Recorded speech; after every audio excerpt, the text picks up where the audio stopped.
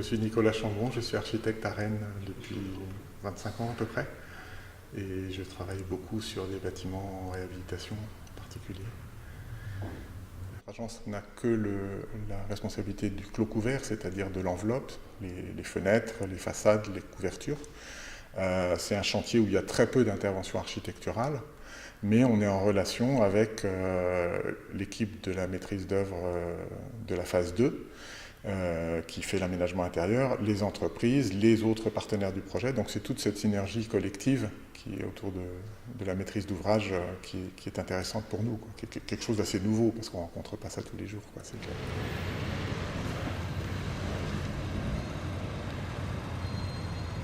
Une des particularités de Pasteur aussi par rapport à ce qu'on peut faire habituellement, c'est qu'on est dans une logique de réemploi, dans une logique où on ne cherche pas à refaire un projet totalement neuf. Donc la difficulté, c'est aussi de trouver le juste niveau pour mettre le bâtiment en pérennité, donc éviter qu'il puisse subir des nouveaux désordres, sans pour autant le remettre totalement à neuf comme s'il a été construit hier, quoi. Donc ça, c'est vrai qu'on n'a pas l'habitude de faire ça, c'est une chose assez particulière sur Pasteur.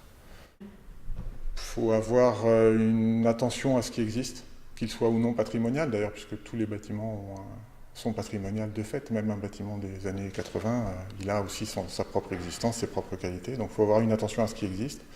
Il faut être prêt à avoir une petite part d'improvisation en chantier, c'est-à-dire quand on fait un bâtiment neuf, il est écrit d'avance.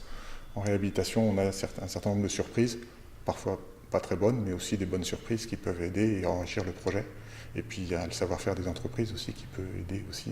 Moi je préfère travailler sous la contrainte d'une certaine façon, je trouve que c'est plus riche que de travailler dans un pré avec juste un programme et pas de contrainte de site ou d'existant.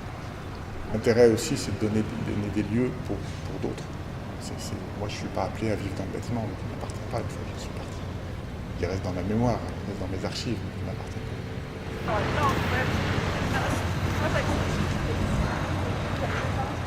En fait, ce qui m'intéresse dans l'architecture, moi, c'est de créer des lieux pour des choses qui ne sont pas prévisibles.